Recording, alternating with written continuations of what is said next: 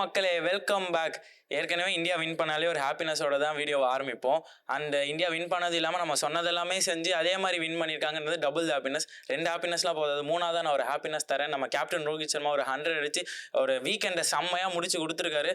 So time waste பண்ணாமல் வீடியோக்குள்ளே போயிடலாம். So this is not out cricket podcast presented by pod 61. நம்ம review preview எல்லாமே லைன் பை லைன் பார்க்க போகிறோம். ஸோ ரிவ்யூலேருந்து ஸ்டார்ட் பண்ணலாம். ரிவ்யூ எங்கேருந்து ஸ்டார்ட் பண்ணலாம்? டாஸ்லேருந்து தான் ஸ்டார்ட் பண்ணோம். ஸோ ஜாஸ் பட்லர், நான் எல்லா வீடியோலையும் திரும்பி சொல்கிறது தான், டாஸ் வின் பண்ணால் தயவு செஞ்சு போலிங் போடுங்க. உங்களுக்கு இருக்கிற ஒரே வாய்ப்பு நீங்கள் சேஸ் பண்ணால் மட்டும்தான். நீங்கள் டிஃபெண்ட் பண்ண முடியாது. அதுவும் இந்த இந்தியன் டீம் வச்சு டிஃபெண்ட் பண்ணுறது ரொம்ப கஷ்டம், நான் சொல்லிட்டேன். பட் இருந்தாலும் அவர் வந்து நான் தலைகீழாக தான் குதிப்பேன் அப்படின்னு சொல்லிட்டு டாஸ் வின் பண்ணோன்னே வி ஆர் பேட்டிங் ஃபர்ஸ்ட் அப்படின்னு சொல்லிட்டாரு. அண்ட் அந்த டாஸ் வின் பண்ணி பேட்டிங் ஃபர்ஸ்ட் எடுத்த டிசிஷனுக்கு ஒரு ஜஸ்டிஃபிகேஷன் பண்ணணும்ல. ஆனால் அது அவங்க பண்ணாங்களான்னு கேட்டால் 40 ஓவர்ஸ் வரைக்கும் சூப்பராக பண்ணாங்க. லாஸ்ட் 10 ஓவர்ஸில் கோட்டை விட்டாங்க. ஏன்னா ஓப்பனிங் எடுத்தோடனே ஃபில் சால்ட்டும் பென் டக்கெட்டும், போன மேட்ச் சால்ட்டுனா இந்த மேட்ச் டக்கெட்டு அப்படியே அட்டாக்ல ஒரு அட்டாக் பண்ணாங்க. அப்படி பட ஒரு 1000 வாலா போன மேட்ச்னா இந்த வாட்டி ஒரு 10,000 வாலாவை வெடிக்க வச்சாங்க. அப்படி இந்தியன் ஃபீல்டர்ஸ்க்கு இந்தியன் கிரவுண்டை சுற்றி காமிச்சாங்கன்னே சொல்லலாம். செம்மடி அடிச்சாங்க. அண்ட் அதுக்கப்புறமா வந்த ப்ரூக் ஆகட்டும், பட்லர் ஆகட்டும், ரூட் ஆகட்டும், எல்லாமே அவங்கவுங்க பார்ட்டை ப்ளே பண்ணாங்க. அண்ட் ஆனால் நல்லா பார்த்தீங்கன்னா அந்த ஒரு முழு விக்கெட் நான் முன்னாடியே சொன்னால் கொஞ்சம் வைட்டிஸ் விக்கெட் கிடைச்சா ஃபர்ஸ்ட் பேட்டிங் ஆடலாம். அந்த 10 ஓவர் கொஞ்சம் கொத்தா விக்கெட் விழுமே தவிர அதுக்கப்புறம் விக்கெட்டே விழாது. நீங்களா கொடுத்தாதான் உண்டு. விக்கெட் எடுக்க ரொம்ப கஷ்டப்படணும்னு நான் சொன்னேன். அதே மாதிரி தான் நடந்துச்சு. என்னன்னா, நம்ம விக்கெட் எடுக்க கஷ்டப்பட்டுமா இல்லையான்னு கேட்டால் அது 2வது பட்சம். ஆனால் இவங்க எல்லாருக்குமே கேட்ச் ப்ராக்டிஸ் கொடுத்தாங்க. லபக்னு எல்லா ஃபீல்டர்ஸுமே அப்படியே கேட்ச் ப்ராக்டிஸில் பிடிச்சி போடுற மாதிரி ஒரு கேட்சும் பிடிச்சி போட்டுட்டு இருந்தாங்க. இவங்களே அவங்க விக்கெட்டை கொடுக்க ஆரம்பிச்சிட்டாங்க. ஸோ என்ன ஆயிடுச்சு, ஒரு ஸ்டேஜுக்கு மேலே ரூட்டும் பட்லரும் ஒரு நல்ல பார்ட்னர்ஷிப் மேக் பண்ணி பண்ணிகிட்டே தான் இருந்தாங்க, போயிட்டே இருந்தாங்க. ஒரு 40 ஓவர்ஸுங்க, 40 ஓவர்ஸ் 230 ஃபார் 4 அந்த நிலைமையில் இருக்கும்போது, நான் சின்ன வயசுலேருந்து இவ்வளோ வருஷமாக இந்தியாவில் கிரிக்கெட் பார்த்துட்டு இருக்கேன். என்ன அப்படின்னா, அந்த 40 ஓவரில் நீங்கள் 200 அடிச்சிட்டிங்கன்னா மினிமம் 120 ரன் லாஸ்ட் 10 ஓவர்ஸ் அடிக்கலாம். அதாவது 320 ரன் மினிமம், மேக்ஸிமம் 350 வரைக்கும் கூட போகும். ஆனால் அங்கேருந்து அநியாயமாக 304 ரனுக்கு ஆல் அவுட் ஆறீங்களே இங்கிலாந்து. எனக்கு என்ன அப்ரோச்னே இது புரியல. அவ்வளோ நல்ல செட்டிலாயிட்டு பேஸ்மெண்ட்லாம் அப்படி சூப்பராக போட்டு பில்டிங்கில் கோட்டை விட்டீங்க. 304 305லாம் அதே தான். அதாவது அட்லீஸ்ட் ஃபர்ஸ்ட் பேட்டிங் பண்ணும்போதாச்சும் அந்த 10 ஓவர்ஸ் கொஞ்சம் நியூ பால் த்ரெட் இருக்கும். ஆனால் செகண்ட் பேட்டிங் வரும்போது அது ஒன்றுமே இருக்காது. அந்த 2-3 ஓவரோடு போயிடும். ஈஸி சேஸ் அந்த கார்ட்ஸ் நான் சொன்னேன். அண்ட் அதை தான் இந்தியன் பேட்ஸ்மேன்ஸும் பண்ணாங்க. ஸோ இங்கிலாந்து ஃபார்மிடபுளாக ஓரளவுக்கு 304ன்னு சொன்னாலுமே, பார்க்க 304னாலுமே அந்த கிரவுண்டுக்கு அது பெரிய ஸ்கோர் கிடையாது. And more over Joe Root credit கொடுக்கலாம். ஆனால் ஜோ ரூட் வெல் செட் ஆயிருந்தார். அவர் 150 அடிச்சிருக்கலாம், பட்லர் ஒரு 100 அடிச்சிருக்கலாம். பட் அவங்க 2 பேருமே அதை மிஸ் பண்ணிட்டு ஓகே எனக்கு என்ன எப்படி இருந்துச்சுன்னா, ஓகே எனக்கு டைம் அடிச்சு என் வேலை முடிஞ்சு நான் டக் அவுட் போகிறேன் அப்படின்னு ஒரு இங்கிலாந்து பிளேயர்ஸும் வந்தாங்க போனாங்களே தவிர அந்த ஒரு 4 விக்கெட் அப்புறம் யாருமே இம்பாக்ட்ஃபுல்லாக எதுவுமே பண்ணல. அண்ட் மோர் ஓவர் வந்துட்டு அவங்க இன்னும் அப்ளை பண்ணியிருந்தா, நான் சீரியஸாக சொல்கிற ஒரு 350 360 இருந்திருக்கும். 350 360னா கண்டிப்பாக வின் பண்ணியிருக்கிறதுக்கு நிறைய சான்சஸ் இருந்திருக்கு. ஏன்னா டியூ வேற இல்லை, போதா குறைக்கு அவங்களுக்கு எல்லாமே அட்வான்டேஜாக அமைஞ்சோ அவங்களே அவங்க தலையில் மண்ணை வாரி போட்டுக்கிட்டாங்க. ஸோ நம்ம அப்படியே இந்தியன் பேட்டிங்க்கு வருவோம். அப்படியே என்ன சொல்கிறது, டிவி ஆன் பண்ண ஒரு 6 o'clock ஒரு சண்டே ஈவினிங் அப்படியே நல்லா தூங்கி எழுந்துட்டு பார்க்கும்போது ஒரு இந்தியன் சேஸில் இருக்குது. நம்ம ரோஹித் சர்மா வராரு, பேட்டை தூக்கிட்டு வராரு. நான் நினச்சேன் கண்டிப்பாக இந்த மேட்ச் எதாவது பண்ணுவேன். ஏன்னா அதே விக்கெட் பார்க்கும்போதே தெரிஞ்சு நல்ல பேட்டிங் ட்ராக்னு. அண்ட் சுப்மன் கில்மே ஒரு நல்ல ஃபார்மில் இருந்தார். அப்படியே அந்த மேட்ச் அந்த இன்னிங்ஸ் முடியும் போது நைட்டு டின்னரே வேணாங்க, வயிறெல்லாம் ஃபுல் ஆயிடுச்சுங்க. அந்த மாதிரி ஒரு இன்னிங்ஸ் ஆனாருங்க. பழைய ரோஹித் சர்மாவை நான் பார்த்தேன். ஒரு 2016-17 பார்த்தீங்கன்னா கொஞ்சம் இனிஷியலாக டைம் எடுப்பார். அதுக்கப்புறம் ஒரு பெரிய 100க்கு போவார். அவர் அடித்த டபுள் 100லாம் பார்த்தீங்கன்னா அப்படி தான் அடிச்சிருப்பார். அதே மாதிரி ஒரு பேஸ்மெண்ட்டை தான் அவர் போட்டார். ஒரு 2 ஓவர்ஸ் கொஞ்சம் பார்த்து ஆடினார். அப்புறம் மனுஷன் நிறுத்தவே இல்லைங்க. படுறதெல்லாம் 6 4. நான் போன வாட்டி சொன்னேன், அந்த ஃபிளிக் ஷாட்டில் அவுட் ஆனார். அந்த ஃபிளிக் வந்து நல்ல ஃபார்மில் இருந்தால் செகண்ட் ஃபுல் அடிக்கிற கேப்பபிள் இருக்கிற பேட்ஸ்மேனு. ஆக்சுவலி அவர் இன்னைக்கு பண்ண அதே ஒரு ஃபிளிக் ஷாட் இன்னைக்கு தூக்கி அங்கே 6 அடிக்கிறாருன்னா அப்போ அவர் மென்டலாக செம்ம ப்ரிப்பேர்டாக வந்திருக்கான்னு நம்ம பார்த்தாலே தெரியுது. ரேஷ் ஷாட்ஸ் எங்கேயுமே ஆடலை, நல்ல கேப்பை பிக் பண்ணார், நல்லா ஆனார். அண்ட் காம்ப்ளிமெண்ட் தர மாதிரி கில் ஆனாருங்க. அவர் பிரின்ஸ் தான், அவர் வைஸ் கேப்டன் தான். அந்த என்ன தான் கிரிட்டிசிசம் இருந்தாலும் அழகாக அதெல்லாம் எனக்கு தேவையில்லப்பா, அது வந்து off the field, on the field நான் என்ன பண்ணுறேன் நீ பாரு அப்படின்னு வந்துட்டு சும்மா சூப்பராக அவருமே கேப் பிக் பண்ணார். Complimenting each other. ஒரு ஓப்பனிங் பார்ட்னர்ஷிப்னா அதுக்கு ஒரு எக்ஸாம்பிளாக அவங்க 2 பேருமே ஆனாங்க. ஏன் அப்படின்னா ரோஹித் சர்மா ஒரு பக்கம் அடிக்க போகும்போது கில் ஒரு பக்கம் கரெக்டாக இன்னிங்ஸை பேஸ் பண்ணார். 136 ஃபார் நோ லாஸ். அங்கேயே முடிஞ்சு போச்சு. நாக் அவுட் பஞ்ச் அங்கேயே கொடுத்துட்டாங்க இந்தியா. அதுக்கப்புறமா வந்து பெருசாக அவங்களுக்கு ஷோல்டர்ஸ்லாம் தொங்கி போயிடுச்சு. ஸோ ஷோல்டர்ஸ்லாம் தொங்கி போன அப்புறமா ஒரு நல்ல பாலில் கில்ல விக்கெட் எடுத்துட்டாங்க. அதுக்கப்புறம் கோலி ஒரு செம்ம ஆண்ட்ரேவில் தான் ஸ்டார்ட் பண்ணார். அந்த ஆண்ட்ரே அவரோட ட்ரேட்மார்க் ஷாட். ஸோ அந்த ஷாட்டை பார்க்கும்போது நான் நினச்சேன் இன்னைக்கு ஒரு 50-60 அவர் பேட்டில் கண்டிப்பாக இருக்குது. ஏன்னா ஆல்ரெடி ரோஹித் சர்மா 100. ஸோ இவர்கிட்ட இருந்து கொஞ்சம் ரன் வரும். அதுவும் ரொம்ப நாள் கழிச்சு கழிச்சு கோலி ரோஹித் சர்மா பார்ட்னர்ஷிப் பார்க்க போகிறோம் அப்படின்னு ஒரு செம ஆசையோட உட்காந்துட்டு இருந்தேன். ஆனால் அவர் அதெல்லாம் இல்லைப்பா அப்படின்னு சொல்லிட்டு நெக்ஸ்ட் ஓவரே லெக் ஸ்பின்னர் வந்தார். எப்பவுமே ஃபாஸ்ட் பாலர் போட்டு எட்ஜ் எடுக்கும், இந்த வாட்டி ஸ்பின்னர் போட்டு எட்ஜ் எடுத்துச்சு. அவ்வளோதான் டிஃப்ரென்ஸை தவிர வேறு எந்த டிஃப்ரென்ஸும் தெரியல. ஸோ கோலி கொஞ்சம் கேமில் ஒர்க் பண்ணிட்டு வந்து கொஞ்சம் நல்லா ஆடலாம் அப்படின்னு நான் நினைக்கிறேன். அண்ட் ஆடி ஃபார்முக்கு வந்தாருன்னா அவருக்கு மட்டும் நல்லதில்லை, இந்தியன் டீமுக்கும் நல்லது. நம்ம சாம்பியன்ஸ் ட்ராஃபி அடிக்கிறதுக்கு ஒரு நல்ல வாய்ப்புமே அது ஏற்படுத்தி கொடுத்துக்கும். ஸோ 2 விக்கெட் போயிடுச்சுன்னா டக்குன்னு 2 விக்கெட் போயிடுச்சு, இங்கிலாந்து கேம்குள்ளே வந்துட்டாங்களான்னு கேட்டால் அந்த சீன்லாம் இங்கே இல்லை. நான் நம்பர் 4ல் நான் வரேன் பாருங்கன்னு சொல்லிட்டு நம்ம ஸ்ரேயஸ் ஐயர் திரும்பி வந்தார். வந்து ஒரு செம்ம இம்பாக்ட்ஃபுல் இன்னிங்ஸ் ஆனார். ஏன் அப்படின்னு நான் சொல்லணும்னா, நம்ம ரோஹித் சர்மா வந்து கொஞ்சம் ஒரு 80 தாண்டதுக்கப்புறம் கொஞ்சம் அப்படியே கொஞ்சம் டிஃபெண்ட் பண்ணார், கொஞ்சம் கேம் எடுத்துகிட்டு போனார். அந்த டைமில் ஸ்ரேயஸ் ஐயர் ரன்ஸ் அடித்ததுனால தான் இவரால் அது காம்ப்ளிமெண்ட் பண்ணி அவர் 100க்கு போக முடிஞ்சது. அண்ட் மோர் ஓவர் அவர் 100 அடித்ததுக்கப்புறமா கொஞ்சம் ஃபிட்னஸில் கொஞ்சம் கன்சர்ன்ஸ் இருந்துச்சு ரோஹித் சர்மாவுக்கு. கொஞ்சம் டயர்ட் ஆன மாதிரி இருந்துச்சு. அவர் மட்டும் கொஞ்சம் அந்த ஃபிட்னஸ் ரெடி பண்ணால் போதுங்க. ஏன் நான் சொல்லணும்னா, அவர் அந்த டபுள் 100 3 டபுள் 100 வச்சிருக்காங்க. அந்த 3 டபுள் 100மே எப்படி அடிச்சிருப்பாருன்னு பார்த்தீங்கன்னா, அந்த 100 வரைக்கும் கொஞ்சம் பொறுமையாக ரொம்ப பொறுமையாக அதுக்கப்புறமா 100 to 150 கொஞ்சம் பேஸ் ஏற்றுவார். 150 200 ஒரு 10 பால் அடிச்சிருவார், இல்லை 12 பால் அடிச்சிருவார். ஸோ அந்த ரோஹித் சர்மாவுக்கு ஒரு ஃபிட்னஸ் ஒரு ஸ்டாமினா இருக்கும். ஸோ இங்கே ஃபிட்னஸ்ன்றது பாடி இது கொஞ்சம் ஃபிட்டாக இருக்கும், 6 பேக்ஸ் வச்சிருக்கும், அதெல்லாம் எதுவுமே இல்லை. ஸ்டாமினா என்டியூரன்ஸ் தான். ஸோ அது அவர் கொஞ்சம் அவருக்கு தெரியும், அவர் இன்டர்நேஷனல் கிரிக்கெட்டர் கேப்டனாக வேறு இருக்கார். ஸோ அவர் கொஞ்சம் அதை டெவலப் பண்ணார்னா 2027 வேர்ல்ட் கப் வரைக்கும் அவர் செம்ம அசட்டாக இருப்பார். அண்ட் ஓடிஐஸில் அவர் ஃபார்மில் நம்மளுக்கு எந்த ஒரு கேள்வியுமே நம்ம எழுப்ப முடியாது. ஏன்னா அவர் ஓடிஐக்குன்னே செஞ்ச ஒரு பேட்ஸ்மேன். ஸோ ஒரு செம்ம வெல் டிசர்வ்ட் 100 அண்ட் ரொம்ப நாள் கழிச்சு ஒரு ரோஹித் பேட்லேருந்து ஒரு 100 வரும்போது எனக்கு செம்ம ஹாப்பியாக இருந்துச்சு. ஸோ அங்கே இருக்கும்போது அவர் ரொம்ப டயர்ட் லுக்கிங் சார். அது வந்து லோ ஃபுல் டாஸை வந்து கேட்ச் கொடுத்து அவுட் ஆனார். நான் ஜென்ரலாக சொல்ல போனால் அவர் வந்து அந்த மாதிரி பால்லாம் வந்துட்டு தூக்கி எங்கேயும் அடிப்பார். தூக்கி என்ன சொல்கிறது, செகண்ட் ஃப்ளோர் தேர்ட் ஃப்ளோருக்கு அடிக்கிற ஒரு பேட்ஸ்மேன் வந்துட்டு டயர்டாகி கேட்ச் கொடுத்துட்டு போகிறாரு. ஸோ அவர் அந்த ஃபிட்னஸ் மட்டும் ஒர்க் பண்ணால் இன்னும் பெரிய இன்னிங்ஸ் ஆடலாம். ஒரு இன்னொரு டபுள் 100லாம் பார்த்துட்டு ஐ எம் ஃபினிஷ்ங்க. ஸோ அந்த மாதிரி ஒரு பேட்ஸ்மேன் தான் அவர். ஸோ நம்ம நெக்ஸ்ட் யாரை பார்க்க போகிறோம் அப்படின்னா, அவர் அவுட் ஆன உடனே நம்ம அக்ஷர் பட்டேல் வந்தார். எனக்கு புரியாத ஒரு விஷயம் என்னன்னா, லாஸ்ட் மேட்ச் ஆச்சு, ஓகே அக்ஷர் பட்டேல் ஏன் வந்தார்னா, ஜேகப் பதல் ஒரு left arm spinner with angle அவர் அடிக்கலாம், அதில் ரஷீதுக்குமே டர்ன் ஆகுது வித் ஆங்கிள் அடிக்கலாம். இந்த மேட்ச் தான் ஆல்மோஸ்ட் வந்துருச்சு, பேட்டிங் ட்ராக் தானே, ஸ்பின்னர்ஸுமே பெருசாக ஹெல்ப்ல இல்லை, பெத்தலுமே இல்லை, வெறும் அதில் ரஷீத் மட்டும் தான். அவரும் ஒரு 8-9 ஓவர்ஸ் போட்டார். அப்போ கேஎல் ராகுல் ஸ்குவாடில் இருக்கா, நம்ம நம்பர் 5 பேட்ஸ்மேனாக பார்க்குறோன்னா அவருக்கு நம்ம என்ன கான்ஃபிடன்ஸோட எடுத்துகிட்டு போகிறோன்றது இந்த மாதிரி சீரீஸில் கொடுத்தா தான் தெரியும்.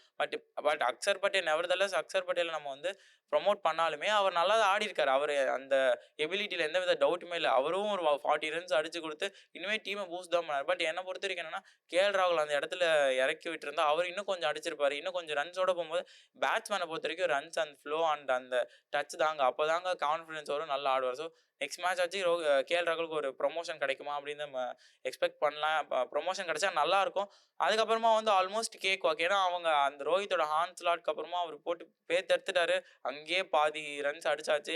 அண்ட் எல்லா இங்கிலாந்து பவுலர்ஸுமே டவுனாக இருந்தப்போ ஆட்டோமேட்டிக்காக ஒரு ஸ்டேஜ்க்கு அப்புறம் கேக் வாக் தான். ஸ்ரேயஸ் ஐயர் கொஞ்சம் தேவையில்லாத ஒரு ரன் அவுட். அதுக்கப்புறமா ஜடேஜா, ஹர்திக் பாண்டியால வந்து ஏன்னா நம்ம அங்கேயே ஜெயிச்சிட்டோம், நம்ம 25th ஓவர்லேயே ஜெயிச்சிட்டோம். பட் ஃபார்மாலிட்டிக்கு ரன் அடிச்சா தானே வின்னு போடுவாங்க. ஸோ ஆட்டோமேட்டிக்காக ரன் அடிச்சு வின் பண்ணியாச்சு. வின் பண்ணி ரோஹித் சர்மாவுக்கு ஒரு மேன் ஆஃப் த மேட்சும் வாங்கிட்டார். ஸோ இதுதான் இந்த ரிவ்யூ. நம்ம ப்ரிவியூவில் செகண்ட் ஓடி ப்ரிவியூவில் என்ன சொல்லியிருந்தோம்னா, இங்கே வந்து மினிமம் ரன்ஸ் அடிக்கணும், இல்லைனா வேலைக்கு ஆகாது. ஒரு 320 ஆச்சு அடிச்சாதான் நீங்கள் உங்களுக்கு சான்ஸ் கொடுத்துக்கலாம். பட் ஜெயிக்கணும்னா 350 360 அடிச்சாதான் உண்டு.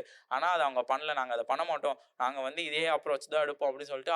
ஏன்னா ஜோ ரூட்லாம் 150 அடிச்சிருக்க வேண்டிய பிளேயருங்க. அவர் வந்து அப்படி அவுட் ஆறாரு, அவ்வளோ செட் ஆகிட்டு அவுட் ஆறாருன்றப்போ அதிலே தெரியுது அவங்க அப்ரோச்சை மாற்றணும். இல்லைனா அவங்களால இந்த ஓடிஐ சீரிஸை விட்டுருங்க, சாம்பியன்ஸ் ட்ராஃபி கூட. ஏன்னா அவங்க இருக்கிற குரூப் வந்து குரூப் ஆஃப் டெத் அப்படின்னு சொல்லுவாங்க. ஏன்னா 4 முக்கியமான டீம் இருக்குது அந்த குரூப்பில். அவங்க எல்லாமே இவங்களை போட்டு பொட்டலம் பண்ணிட்டாங்கன்னா முடிஞ்சு போச்சு இவங்க கதை. இவங்க திரும்பி இங்கிலாந்துக்கு தான் பேக் பண்ணிட்டு போகணும். ஸோ இதுதான் வந்து இந்த ஓடிஐயோட ரிவ்யூ. இப்போ அப்படியே நம்ம தேர்ட் ஓடிஐ ப்ரிவியூக்கு போயிடலாம். ஸோ எங்கே கேரவன் எங்கேருந்து எங்கே போகுதுன்னு பார்த்தீங்கன்னா, நம்ம வெஸ்ட்டில் ஆரம்பித்தோம், ஈஸ்ட் வந்து திரும்பி வெஸ்ட்டுக்கே போகிறோம், அகமதாபாத் போகிறோம். அகமதாபாத் நரேந்திர மோடி ஸ்டேடியம், பெரிய ஸ்டேடியம் வேர்ல்ட்லேயே. ஸோ அதே ஸ்டேடியம் தான் வேர்ல்ட் கப் ஃபைனல் நமக்கு ஹார்ட் பிரேக் கொடுத்த ஸ்டேடியம் தான் இந்த தேர்ட் ஒன் டே இன்டர்நேஷனல் நடக்க போகுது. இந்த ஸ்கூல்லலாம் பார்த்தீங்கன்னா மெயின் எக்ஸாம்லாம் முன்னாடி முடிஞ்சிடும், லாஸ்ட்டாக ஒரே ஒரு எக்ஸாம் இருக்கும். அந்த எக்ஸாம் வந்து எப்படி இருந்தாலும் எழுதினாலுமே பாஸ் ஆகிடுவோம். அதனால நம்மளுக்குலாம் கான்சன்ட்ரேஷன் எங்கே இருக்குன்னா அந்த எக்ஸாமில் இருக்காது. அதுக்கப்புறம் லீவ் வருதுன்னா அது மேலே இருக்கும், இல்லை அதுக்கப்புறம் பெருசாக எக்ஸாம் வருதுன்னா அது மேலே இருக்கும். அந்த மாதிரி தான் இந்த ஒன் டே மேட்ச்மே நான் சொல்லுவேன். பிகாஸ் வந்துட்டு இதுக்கப்புறம் சாம்பியன்ஸ் ட்ராஃபி வருது. ஸோ எல்லாரோட ஃபோக்கஸ் அங்கே போயிடும். பட் இந்தியன் டீம் அப்படி இல்லாமல் கொஞ்சம் வந்து இது மேலே ஃபோக்கஸ் வச்சா நல்லாயிருக்கும் நான் சொல்கிறேன். ஏன் அப்படின்னா, நம்ம வந்து நிறைய பிளேயர்ஸ் இன்னும் ட்ரை பண்ணல. ஹர்ஷதீப் சிங், கேஎல் ராகுல்லாம் இன்னும் நம்ம ட்ரை பண்ணாமல் இருக்கோம். ஸோ அவங்களுக்குலாம் இங்கே வந்து பெரிய சான்ஸ் கொடுத்து ட்ரை பண்ணால் தான் நமக்கு என்ன இருக்குது, நம்மளால் என்ன பண்ண முடியும் துபாயிலன்றதை இங்கே நம்ம பார்க்கலாம். ஸோ நம்மளே அப்படியே ப்ரிவியூவில் பார்த்தீங்கன்னா வழக்கம் போல் கண்டிஷன்ஸ், நெக்ஸ்ட் லாஸ்ட் 5 மேட்சஸ் என்ன ஆயிருக்கு, ஸோ என்ன டீம் என்ன பண்ணணும், நெக்ஸ்ட் வந்துட்டு squad analysis, prediction and fantasy, இது அப்படியே லைன் பை லைன் பார்ப்போம். ஸோ இப்போ அப்படியே நம்ம pitch condition and last 5 matches என்ன நடந்திருக்குன்னு பார்க்கறது ஸ்டார்ட் பண்ணிடலாம். ஸோ இங்கே என்ன பிச் அப்படின்னா, இங்கே வந்து red soil and black soil 2 விக்கெட்டுமே இருக்குது. பட் இங்கே வந்து ப்ரிஃபரபிளி ஒன் டே இன்டர்நேஷனல்னா பிளாக் சாயில் விக்கெட்ஸ் தான் தராங்க. ஸோ பிளாக் சாயில்னால நம்ம ஏற்கனவே பார்த்தது தான். ஸோ அந்த ஃபர்ஸ்ட் பேட்டிங் பண்ணும்போது கொஞ்சம் பவுலர்ஸ்க்கு ஹெல்ப் இருக்கும். அதுக்கப்புறம் பேட்ஸ்மேன் டாமினேட்டிங் ஆகிடும். ஒரு வேளை டியூ இல்லைனா செகண்ட் இன்னிங்ஸில் ஸ்பின்னர்ஸ்க்கு டர்ன் இருக்கலாம். அண்ட் அதே மாதிரி ஃபர்ஸ்ட் 10 ஓவர்ஸ் பவுலர்ஸ்க்கு கொஞ்சம் ஹெல்ப் இருக்கும். பட் ஆனால் இந்த ரெக்கார்ட்ஸ் படி பார்த்தா லாஸ்ட் 5 மேட்சஸ் வந்து சேசிங் பண்ண டீம் 4 வாட்டி வின் பண்ணிருக்காங்க. ஃபர்ஸ்ட் பேட்டிங் பண்ண டீம் ஒரு வாட்டி தான் வின் பண்ணிருக்காங்க. அண்ட் இது ஏன் இதனால அப்படின்னு பார்த்தீங்கன்னா, இங்கே வந்துட்டு கொஞ்சம் டியூ வர்றதுனால சேசிங் ஈஸியாகவே இருக்கு. அண்ட் அதே மாதிரி பார்த்தீங்கன்னா, இங்கே டாஸ் வின் பண்ணிட்டு கொஞ்சம் ஒரு மாதிரி தான் ஆடணும். ஃபர்ஸ்ட் பேட்டிங்க்கு ஒரு அப்ரோச், செகண்ட் பேட்டிங் ஒரு அப்ரோச் தான் நம்ம பண்ணி ஆகணும். ஏன் அப்படின்னா, ஃபர்ஸ்ட் பேட்டிங் எப்படி தெரியுமா, இங்கே வந்துட்டு நான் சொல்கிறேன் நியூ பால் கொஞ்சம் வந்து ஹெல்ப் இருக்கும் பவுலர்ஸ்க்குன்னு சொன்னாலும், நீங்கள் 70 to 80 ரன்ஸ் வந்து ஃபர்ஸ்ட் 10 ஓவர்ஸ் 2 விக்கெட் போனாலும் பரவாயில்ல அடிச்சாதான், இங்கே 11 to 30 ரன்ஸ் 30 ஓவர்ஸ்க்கு வந்து ரன் வரது கொஞ்சம் கம்மியாயிடும். ஏன் அப்படின்னா, கொஞ்சம் ஸ்பின்னர்ஸ்க்கு ஹெல்ப் இருக்கும். அதே மாதிரி கொஞ்சம் ட்ரை கண்டிஷனில் ஆடும்போது பால் வந்து அவ்வளோ சீக்கிரம் வந்து பேட்டில் படாது. அதனால வந்து என்ன பண்ணிடுவாங்க ஜென்ரலாக பேட்டர்ஸ்னா, கொஞ்சம் ஷெல்குள்ளே போயிடுவாங்க. நமக்கு ஃபைனல்ஸில் என்ன ஆச்சோ அதே தான். ஷெல்குள்ளே போயிட்டீங்க அப்படின்னா பவுண்டரிஸ் வரல, பாசிட்டிவாக நீங்கள் ஆடலை, கேப்ஸை பிக் பண்ணல அப்படின்னா ஆட்டோமேட்டிக்காக 30 ஓவர்ஸில் உங்களுக்கு கொஞ்சம் ரன் கம்மியாயிடும். அப்போ அந்த ரன் எங்கே காம்பன்சேட் ஆகும்னா, நம்ம பவர் பிளேயில் அடிச்சது தான். ஸோ ஒரு 40 ஓவர்ஸ்க்கு வந்து ஒரு 180 200 ஒரு 2 3 அதாவது ஃபர்ஸ்ட் ஒரு 2 விக்கெட் போனால் பரவாயில்லன்னா, ஸோ இந்த ஃபேஸில் ஒரு 2 தான் போகணும். ஒரு 4 விக்கெட் போயிருக்கு, ஒரு ஆங்கர் இருக்கார், ஒரு செட்டான பேட்ஸ்மேன் இருக்கிறாருன்னா லாஸ்ட் 10 ஓவர்ஸில் மினிமம் 120 ரன்ஸ் அடிக்கணும். நீங்கள் ஃபர்ஸ்ட் பேட்டிங் பண்ணி டிஃபெண்ட் பண்ணுறீங்க அப்படின்னா. ஏன்னா இங்கேயுமே அதே தியரி தான். 300 + 320 அது தாண்டினா தான் உங்களால் டிஃபெண்ட் பண்ணணும். அது கீழே என்ன அடிச்சாலுமே ஈஸியாக சேஸ் பண்ணிடுவாங்க. ஆனால் செகண்ட் பேட்டிங் என்ன பண்ணணும்னா, ஃபர்ஸ்ட் பேட்டிங்க்கு அப்படியே கொஞ்சம் ஆப்போசிட்டாக பண்ணணும். நான் என்ன சொன்னேன், ஃபர்ஸ்ட் பேட்டிங் ஆடும்போது ஸ்டார்டிங்கில் ரன் அடிச்சிருங்க, நடுவில் ரன் வராது. ஸோ அந்த ரன் வச்சு தான் நம்ம கொஞ்சம் மேக் பண்ண முடியும், லாஸ்ட்டில் அடிக்கணும்னு. பட் இங்கே எப்படின்னா, ஃபர்ஸ்ட் 10 ஓவர்ஸ் கொஞ்சம் பொறுமையாக ஆடணும். 50 for 1 ஒரு விக்கெட் மேலே விட்டிங்கன்னா, டியூ வரலனா ஸ்பின்னர்ஸ் உள்ளே வந்துடுவாங்க. ஸோ சேஸ் பண்ணுறதுக்கு கஷ்டமாயிடும். ஏன்னா அதே அந்த ஃபைனல்ஸ், வேர்ல்ட் கப் ஃபைனல்ஸ் ஒரு எக்ஸாம்பிள் பார்த்தீங்கன்னா, 7 ஓவர்ஸ் லாஸ்ட்டில் 3 டவுன் வந்துடுவாங்க. அதுக்கப்புறம் பிச் ரொம்ப ஈஸியாகிடும்.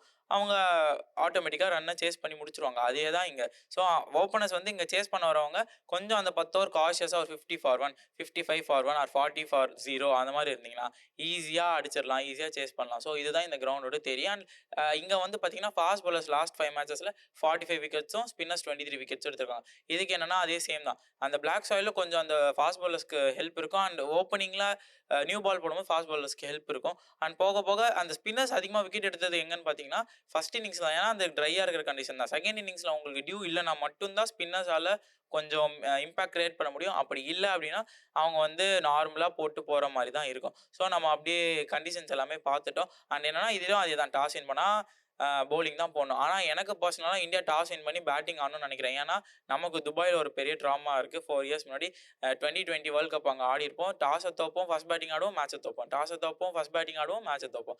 இதே தான் நம்ம திருப்பி பண்ணி அந்த டோர்னமெண்ட் விட்டே வெளியே வந்துடும். அது அங்கே துபாயில் நடக்கக்கூடாது. இந்த சாம்பியன்ஸ் ட்ராஃபி நம்ம அங்கே ஆடும்போது ஏன் அப்படின்னா, எல்லாத்துக்குமே ப்ரிப்பேர்டாக இருக்கும். நம்ம சேஸ் நல்லா பண்ணுறோம், பட் ஃபர்ஸ்ட் பேட்டிங்கும் நல்லா பண்ணணுன்ற ஒரு ஆப்ஷன் நமக்கு எங்கே கிடைக்கும்னா, இந்த மேட்ச்சில் நம்ம ஃபர்ஸ்ட் பேட்டிங் ஆடி கொஞ்சம் கான்ஃபிடன்ஸ் எடுத்தால் ஓகே நம்மளால் ரெண்டுமே கரெக்டாக பண்ண முடியும்னு ஒரு பேலன்ஸோட போகும்போது நமக்கு தான் அது வந்து அட்வான்டேஜாக அமையும். ஸோ இந்தியா டாஸ் வின் பண்ணி பேட்டிங் ஆடுறது பெட்டர். பட் இங்கிலாந்து வந்து ஒரு மேட்ச் வின் பண்ணிட்டு மொரால் பூஸ்டோட போனோம்னா அவங்க சேஸ் பண்ணுறது பெட்டர்.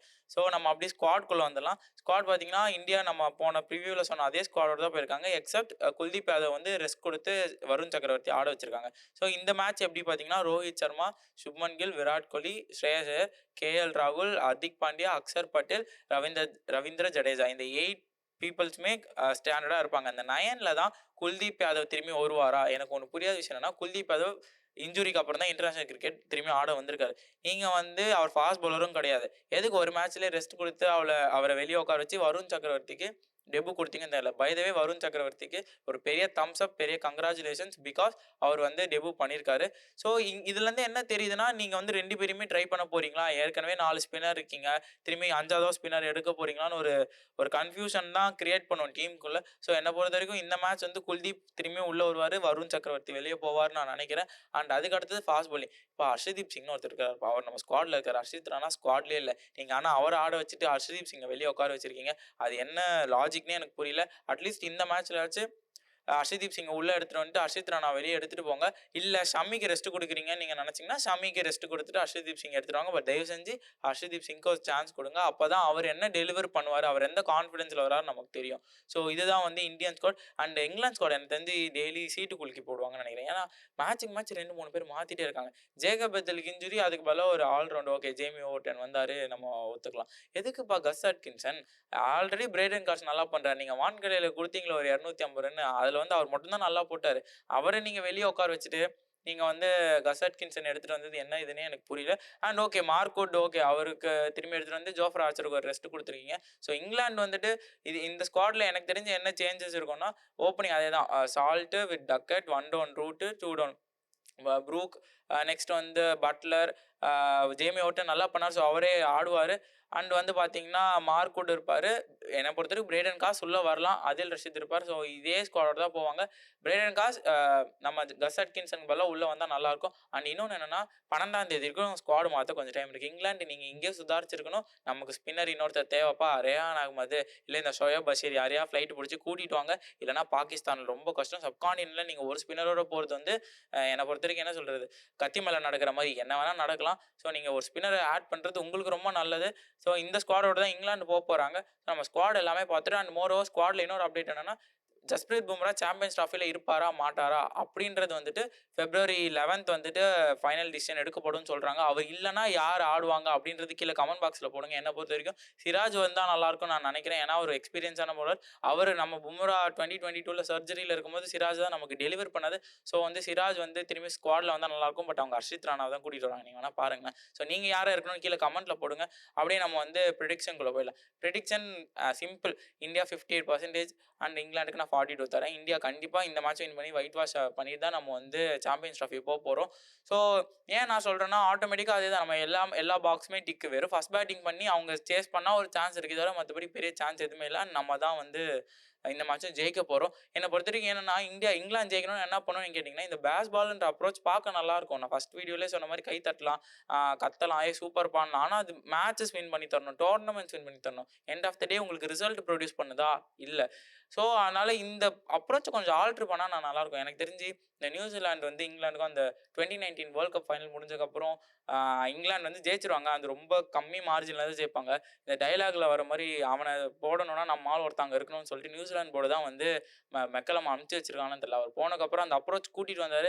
அந்த அப்ரோச் எடுத்துகிட்டு வந்ததுக்கப்புறம் அவங்க கிரிக்கெட் கொஞ்சம் டவுனில் தான் போயிட்டுருக்கு. பட் ஜோக்ஸ் அப்பார்ட் நான் கொஞ்சம் அந்த ஃபன்னாக தான் சொன்னேன். அவர் ஒரு செம்ம கிரிக்கெட்டர். அவர் அது வந்து புரிஞ்சுட்டு சரி ஓகே இந்த அப்ரோச், ஏன்னா ஓடிஐயை பொறுத்த வரைக்கும் உங்களுக்கு ஆங்கர்ஸ் நிறைய பேர் தேவைங்க. இல்லைனா நீங்கள் வந்து அவ்வளோ நாள் சஸ்டெயின் பண்ண முடியாது. நீங்களே பார்த்தீங்க இந்த மேட்சே அவங்க ஒரு ஆங்கர் இருந்திருந்தாருன்னா 350 360 அங்கேருந்து அவங்க ஈஸியாக டிஃபெண்ட் பண்ணியிருக்கலாம். பட் அவங்க வந்து அதை பண்ணாமல் எல்லாருமே அடிக்க போகிறாங்க, எல்லாருமே சுத்த போகிறாங்க, அவுட் ஆகிட்டு வீட்டுக்கு போயிடுறாங்க. ஸோ அந்த ஒரு அப்ரோச் அவங்க ஆல்ட்ரு பண்ணால் தான் அவங்களுக்கு சூட் ஆகும். அண்ட் நல்லா பார்த்துக்கோங்க, சாம்பியன்ஸ் ட்ராஃபி வருது. இதே அப்ரோச் அங்கே எடுத்துகிட்டு போய் நீங்கள் அங்கேயும் சொதப்பினீங்கன்னா அங்கேயும் டாட்டா பாய் சொல்லி வீட்டுக்கு அனுப்பிச்சிடுவாங்க, செமிஃபைனல் போக முடியாது. ஸோ இதுதான் இந்த ப்ரெடிக்ஷன். ஆனால் நம்ம அப்படியே ஃபேண்டசி டீம்ஸ் வரலாம். ஃபேண்டசி டீம்ஸ் நம்ம சொன்ன மாதிரி போன மேட்ச் நல்லாவே எல்லாமே பெர்ஃபார்ம் பண்ணியிருக்காங்க. இந்த மேட்ச் நம்மளோட ஃபேண்டசி டீம் வியூவர்ஸ்க்கு என்னென்னா ரோஹித் சர்மா, சுப்மன் கில், ஸ்ரேயஸ் ஐயர், ஹர்திக் பாண்டியா. ஏன்னா ஹர்திக் பாண்டியா அங்கே நியூ பால் போடுவார், நியூ பாலில் போட்டால் அவருக்கு விக்கெட் விழும். நெக்ஸ்ட் வந்துட்டு முகமது ஷமில், ஹர்ஷதீப் சிங், அக்ஷர் பட்டேல், ரவீந்திர ஜடேஜா, இவங்க 2 பேரும் விட வேணாம். அண்ட் இங்கிலாந்தில் பார்த்தீங்கன்னா ஃபில் சால்ட் இல்லை பென் டக்கெட் 2 பேருமே மாற்றி ஒரு மேட்ச் ஆடுறாங்க. ஸோ யாரோ ஒருத்தர் பிக் பண்ணிக்கலாம். ஜோ ரூட் நல்லா ஆடுறாரு, பட்லர் நல்லா ஆடுறாரு. அண்ட் இங்கே வந்து மேபி பிரேடன் காஸ் இல்லை ஜேமி ஓவர்டன் அங்கே ஒரு ஆல்ரவுண்டர். அண்ட் போலிங்கில் பார்த்தீங்கன்னா மார்க்வுட் இல்லை ஜோஃப்ரா ஆர்ச்சர் அங்கே ஒருத்தர் நம்ம பிக் பண்ணிக்கலாம். அதில் ரஷீதுக்கு டியூ இல்லைனா மட்டும்தான் கொஞ்சம் ஹெல்ப் இருக்கும், இல்லை ஃபஸ்ட் பவுலிங் பண்ணால் ஹெல்ப் இருக்கும். மற்றபடி அவரோட இதெல்லாம் இங்கே பெருசாக எதுவுமே சூட் ஆகாது அவரோட போலிங் ஸ்டைலுக்கு. ஸோ இதுதான் நம்மளோட ஃபேண்டசி டீம். ஸோ நம்ம என்ன சொல்ல வரோம் அப்படின்னா நம்ம எல்லாமே சொல்லிட்டோம், எல்லாமே கவர் பண்ணிட்டோம் இந்த ப்ரிவியூவில். இதில் வந்து நம்ம கடைசியாக என்ன பார்க்க போகிறோம் அப்படின்னா ஒரு புது செக்மெண்ட் இதில் எடுத்துகிட்டு வந்திருக்கோம். என்னென்னா man of the match predict பண்ணலாம். ஸோ என்னை பொறுத்த வரைக்கும் இந்த மேட்ச்சில் வந்து particular Shubman Gill man of the மேட்சாக வருவாருன்றது என்னோட ப்ரெடிக்ஷன். ஏன்னா அகமதாபாத்லாம் நல்லா ஆடுவார். 2வது விஷயம் அவர் நல்ல ஃபார்மில் இருக்கார். ஸோ உங்களோட மேன் ஆஃப் த மேட்ச் யார் அண்ட் யார் வின் பண்ணுவான்றது கீழே கமெண்ட்டில் போடுங்க. ஸோ நான் அந்த கமெண்ட்ஸ் எல்லாமே படிக்க ரொம்ப ஆவலோடு இருப்பேன். ஸோ நம்ம வீடியோட எண்டுக்கு வந்துட்டோம். என்னன்னா இந்த சீரிஸ் நான் சொன்ன கொஞ்சம் ரன் ஃபெஸ்ட்டாக தான் இருந்திருக்கு. நம்ம இந்தியன் பேட்ஸ்மேன்ஸுக்கு பர்டிகுலராக நல்லா பேட்டில் பட்டிருக்கு. அவங்க நல்ல ஃபார்மில் இருந்திருக்காங்க. எல்லாருமே நல்ல ஃபார்மில் இருந்து ஒரு நல்ல பர்ஃபார்மன்ஸ் பண்ணிட்டு வந்திருக்காங்க. ஏன்னா நம்ம ஆல்ரெடி பார்த்துருக்கோம் ஆஸ்திரேலியாவில் ரொம்ப ரொம்ப மோசமாக சீரிஸ் தோற்று தான் இந்த சீரிஸ்குள்ளே வந்திருக்கோம். ஸோ எல்லாருமே ஒரு கான்ஃபிடன்ஸில் இருந்திருக்காங்க. அண்ட் இந்த மேட்ச் பர்டிகுலராக நான் சொன்ன மாதிரி கொஞ்சம் ஃபோக்கஸ் பண்ணி ஃபஸ்ட் பேட்டிங் ஆடி நம்மளுக்கு என்ன வருது, நம்ம பேலன்ஸ் எல்லாமே கரெக்டாக இருக்கா, சாம்பியன்ஸ் ட்ராஃபிக்கு முன்னாடி நம்ம எல்லாமே நம்ம ரிவர்ஸ் எல்லாம் கரெக்டாக பார்த்துட்டோமான்னு செக் பண்ணிட்டு போகிறது பெட்டராக இருக்கும்னு நினைக்கிறேன். அண்ட் மோர் ஓவர் ஸ்குவாடில் யாரெல்லாம் ஆட வைக்கணுன்ற ஒரு கிளாரிட்டி பிளேயர்ஸ்க்கு கொடுக்கணும். ஏன்னா அது ரொம்ப முக்கியம். அவங்க mind set, frame of mind எல்லாமே முக்கியம். அந்த கம்யூனிகேஷன் பெட்டராக இருந்துச்சுன்னா நம்ம சாம்பியன்ஸ் ட்ராஃபி வின் பண்ணுறதுக்கு நிறைய வாய்ப்புகள் இருக்குது. ஸோ இதோட இந்த ரிவ்யூ எல்லாமே முடியுது. நெக்ஸ்ட் நம்ம என்ன பார்க்க போகிறோம் அப்படின்னா தேர்ட் ஓடியோட ரிவ்யூ. ஸோ இந்த வீடியோவில் நம்ம review and preview line by line பார்த்தோம். ஸோ நம்ம ப்ரிவ்யூவில் பேசினதெல்லாம் மேட்சில் நடக்குதா அப்படின்றத நெக்ஸ்ட் வீடியோ தேர்ட் ஓடியோ ரிவ்யூவில் பார்ப்போம். So until then, this is Not Out Cricket Podcast presented by Pod 61. This is Jiva Prakash signing off. Thank you.